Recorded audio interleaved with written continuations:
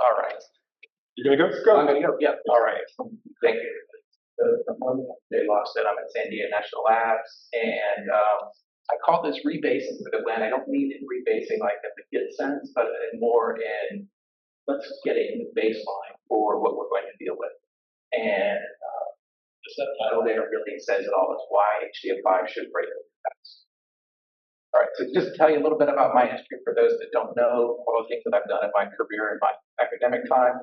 The Audios 1.0, the original one, not the current Audios 2, the BP5 format, was my thesis work back in 2007 to 2010. And when I started working with Oak Ridge on that, the motivation that I was given, not knowing anything about the space at all, was that HDF5 has way too many API calls. An application scientist looks at it and says, there's like 50 calls here, what do I do? They complained that the performance they got was really slow, and by really slow, they meant too slow for them to get their science out in a way they wanted. And as they moved from platform to platform, the problems that they ran into was that all of the optimizations that they would make for one platform never went to the other. And that ended up giving them a lot of headaches. So the task I was given with as a student was, how do we fix particularly these three problems? And for me, what I looked at, not knowing anything about the space, a blessing and a curse, was saying, let's get down as close as possible to the POSIX calls of open, read, write, and close. Let's make it so that we don't have any special data formatting, that instead we're going to focus on just having per process output, and we'll deal with the mess later. And then the last one is let's make the actual transport layer to the storage system pluggable, so that way you don't actually have to tweak the code, you can tweak the I/O library on a per platform basis and still get good performance. Two of the papers that ended up really my thinking on this over the years. The first one was Jeff Better called paper. I don't know how many people remember it. It is 16 years old at this point. But in this paper, they were doing measurements with data seeding for, I believe it was a 3D data set. And 512 processes, their measured data time, 90% of it was already 512 processes, just the data rearrangement. And I looked at that and I said, this is possible. Why is anybody doing these many gyrations?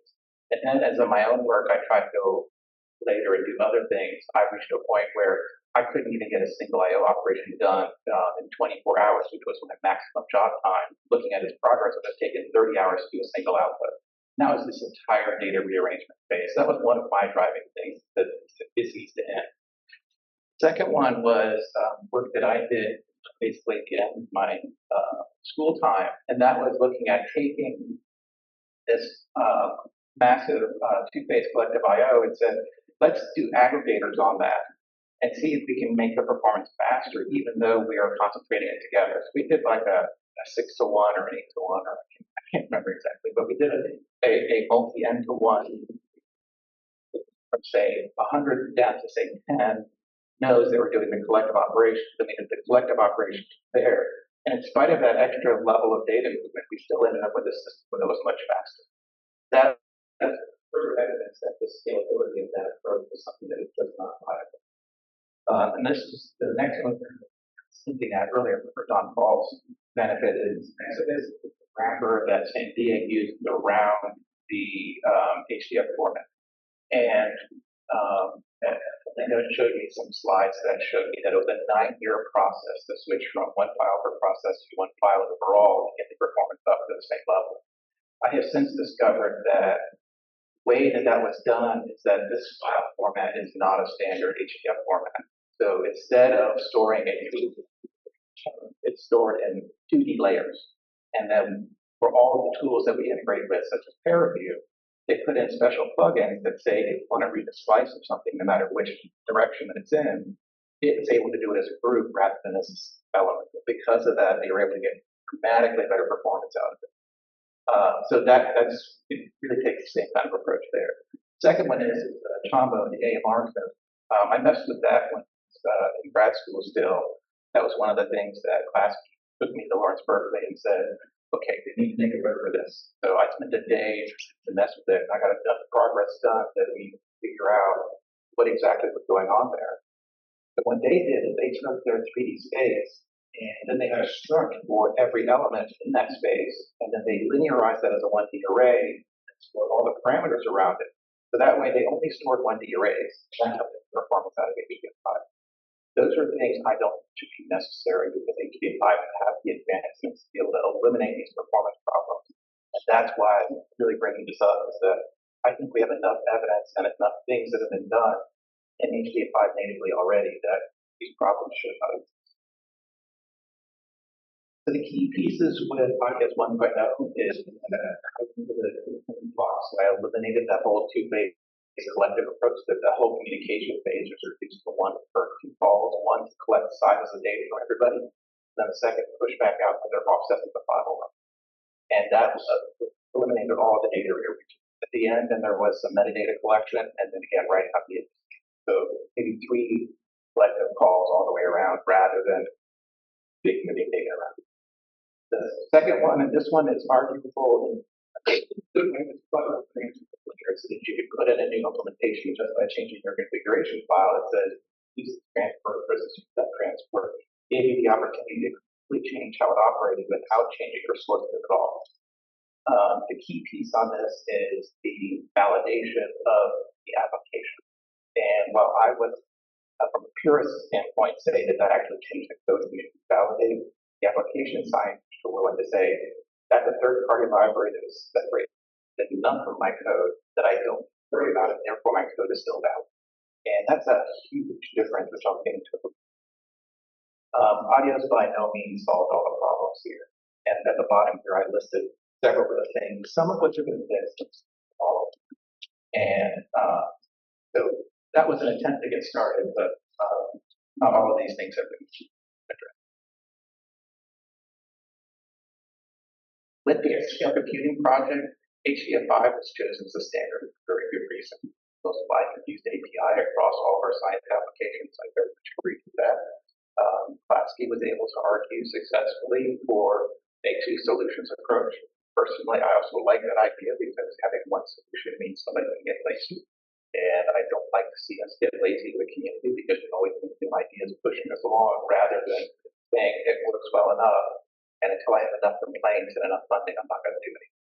So that's really my thing there. And something that Rob Ross and I talked about at one point when HDF5 was initially listed as the ECP IO tool, and Rob's comment was HDF5 didn't win, HDF5 API won.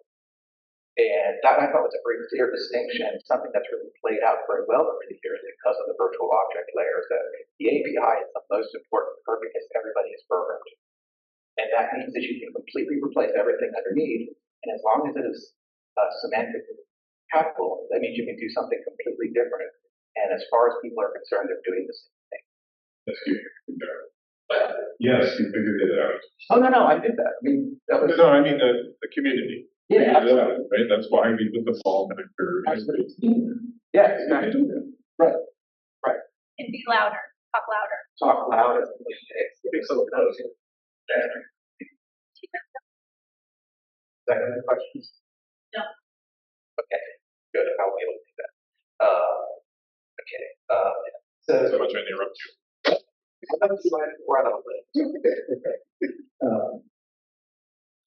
So one of the things that I talked with Klasky late in my time as a student, and I firmly believe that if he wanted to make audios a successful tool and be able to take market share, the thing that he had to do was API script. Because that's what I had heard back.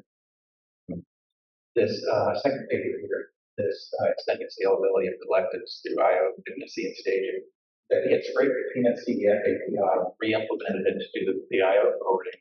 And then on the IO forward nodes, they actually did the native collective order.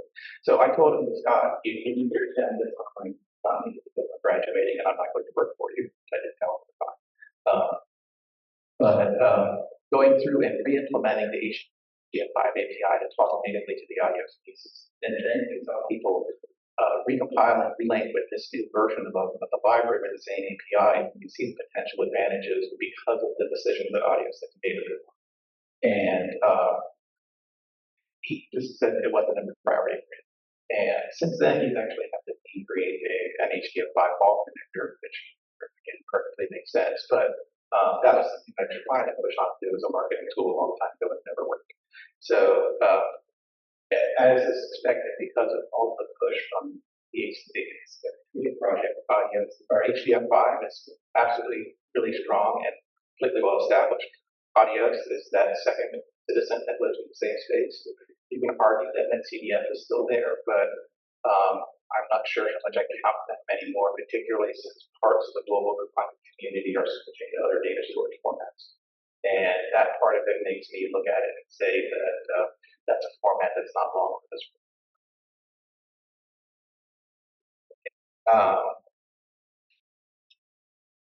One of the things that I know I have always done, and everybody else I know has always done, is they said, okay, HDF5 is a standard. Let's do our IO innovations, and we're going to compare against HDF5 performance because that's what you do.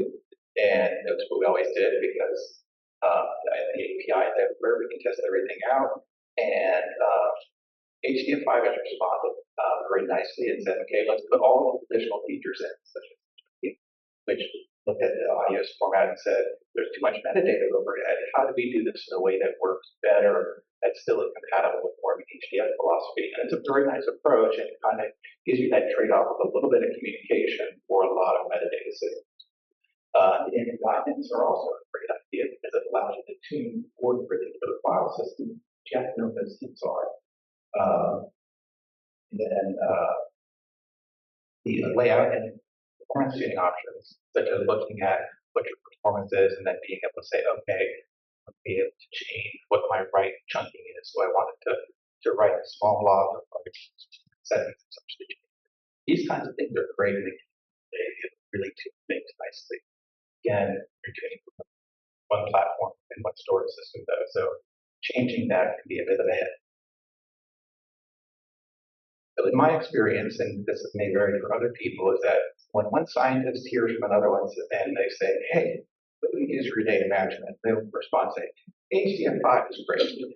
All these analysis tools, it's got a Python interface, and those or whatever other analysis tools that you want, you should try it. The other scientist said, okay, I'll take a look.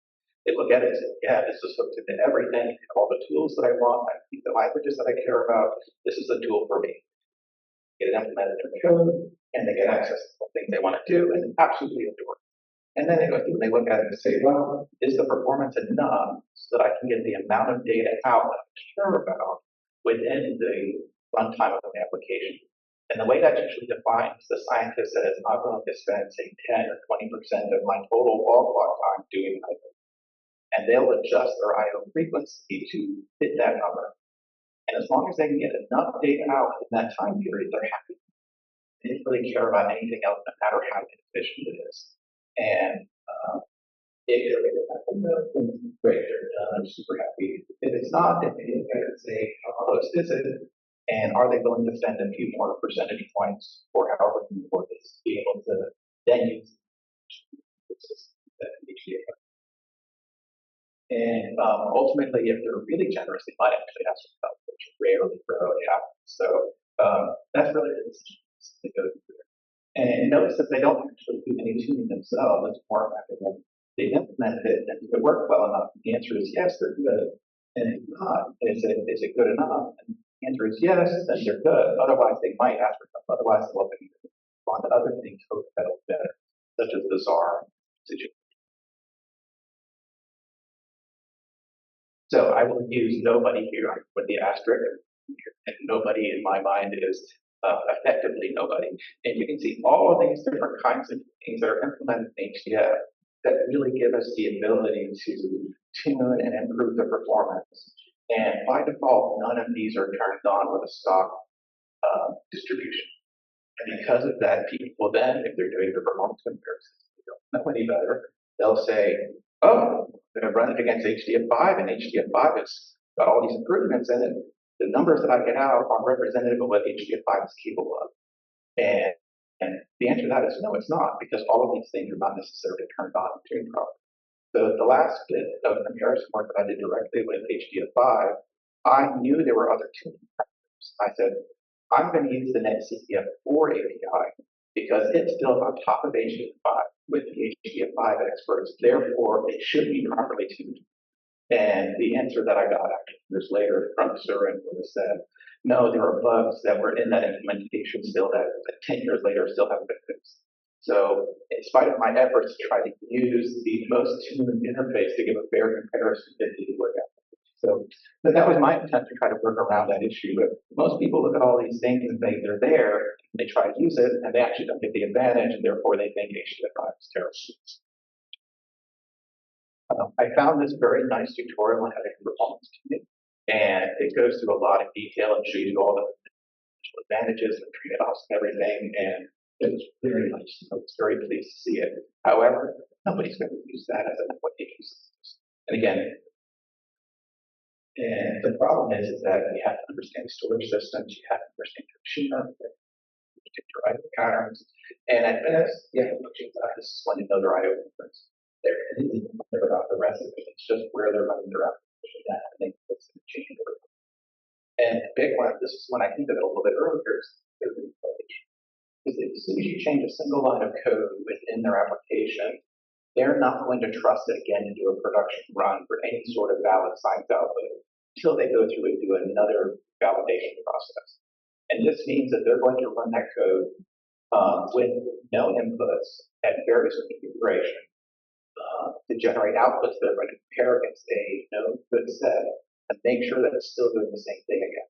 That process can take months, and it can take hundreds of thousands or millions of CPU hours or node hours to be able to get that done. Anything that causes them to have to change their code is a major decision on their part. And because of that, they also look at these kinds of tuning options and they say, I can't afford to do this. So that's something that causes lots of issues. So let's kind of here. These are some of the questions that really pop up, and I know Harvey's run into this as well, is that how do I figure out the options that I want? And this is an issue over time because he's asked for help, and even HDF group wasn't able to help. But that's the situation. How do you expect an average user as opposed to an expert to make these kinds of things? And because the scientists run on a variety of machines, their first option is not to try to tweak the code of the machine they're on, but what the machine can run on. Because their hope is that they don't have to tweak there. And that means that that's less time than they have to care about the value. Okay. So as a result, right now we have this forward compatibility requirement from the IOs for the HDF 1.0 API that has to still be able to read the format unless you explicitly do something that causes the file format to be the MPI heads, while they are documented in lots of places, they are something that even I to this day would be hard pressed to say, oh yeah, here's the MPI heads, or here are the MPI heads from my system. And because of that, they're effectively not useful. And then because people are using it more for compatibility than necessarily as a high performance subsystem, how do we actually change that picture so that say we want to use it both for compatibility and for performance? And because I think we're shortchanging ourselves as an HDF community by keeping this forward compatibility. And instead, we should break that and say, let's think about these features by default. So for Sandia, our default internally is version 1.11. And I would arbitrarily pick that and say, let's turn on all the features that were introduced by version 1.10 and make them default. And say everything older than that, you can use an older version of the library for done. And while that might seem harsh at the same time, it gives people the ability out of the box to get it. But the thing with this, though, is that all of the storage systems that we're talking about Andre is still precisely about it. Lofstead has come to the conclusion that all of their ability to give the end user control over how to configure how their files laid out on the storage system really is a disadvantage because so few people do it. And they end up with files that are going to be in 4 stripes per much, even though they have a much larger storage system to take advantage of. Because of that, they now use adaptive stripe accounts, depending on how much you've written, depends on how many stripes you have. So given that kind of thing is being storage system, the same kind of thing could be done like and at the same time, you can also have sysadmins dig down to and say, run these profiling tools on your system. It will generate all the right configurations for you. Set that up so that the default version of the library that's available for the module system has these turned on already. Then you get the nice performing system out of the box. That gets you to the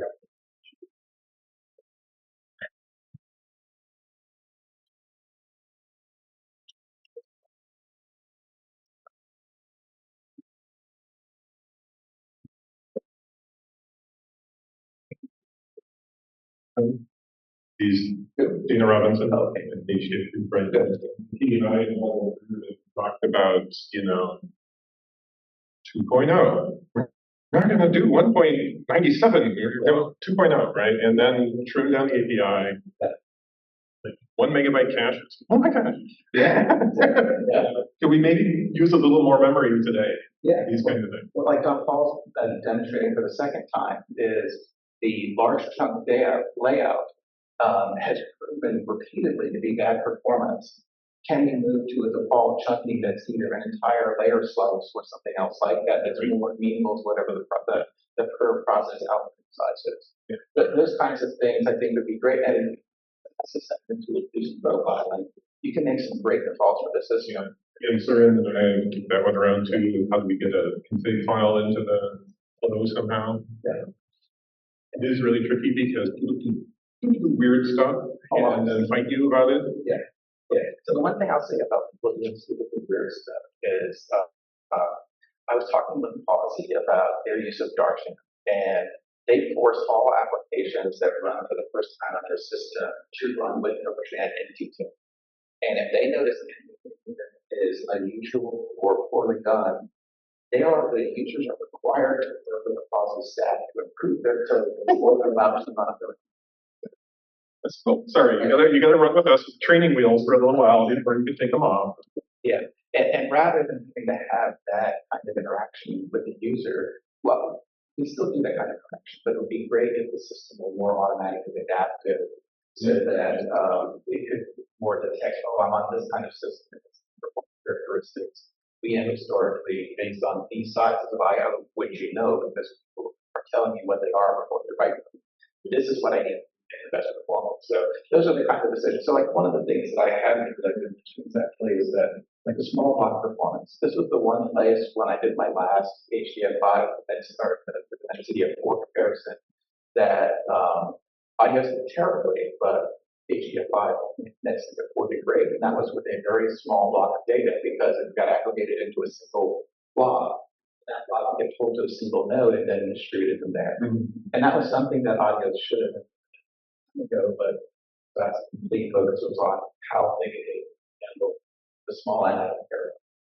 So, right, but that's the kind of thing that there is an optimization for this already, so there's absolute precedent saying this is something that should be done. Yeah, I think that, like you were saying in that slide, vol connectors are a mechanism allowing that historical basis to continue in legacy support forever if you want it, but allowing clean breaks when you need it. I've got some ideas. Excellent. Any other ideas, talks, spins, things that? They really push back on this. Oh, everybody agrees. Okay. I think Consensus. Yay. it's interesting that you have. I think it's interesting that you have a kind of balanced approach now. You used to be pushing for audio, so now you're kind of like, Well, I was a student, and as a student, you do what you're told you need to do, and that was to build a system. And you always compare against the baseline, which was HDF. And since graduation, since seeing how deeply integrated HDF is with everything, at that point, it's not a matter of how do we replace HDF, but how do we make HDF better? And then I've seen all these innovations over the years, and then I realized that none of them are turned on. And I'm like, what's going on? Why are we still stuck with a broken library? We should have something that is dramatically better based on what it develops. That's the saying, right? Oh, you need to turn on the go fast switch. Exactly. Yeah. Yeah, hey, I was wondering about your comment that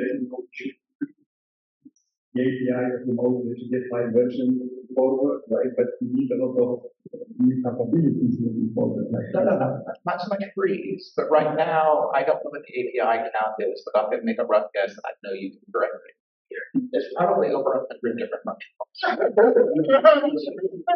Close to 1,000. It should be less than 50. In fact, it probably should be less. And Not counting the configurations, which basically change everything. if you cut it down to say, for example, like group Well, I a lot of things are like when you design the, it's not a matter of redesigning it. I think that the I suppose, for example, the simple thing for things. right.